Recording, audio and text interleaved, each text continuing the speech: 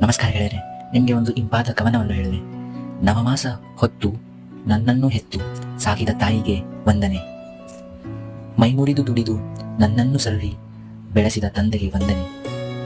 ವಿದ್ಯಾಬುದ್ಧಿ ಬಾಲ್ಯದಲ್ಲಿ ಕಲಿಸಿ ಹರಿಸಿದ ಗುರುವಿಗೆ ವಂದನೆ.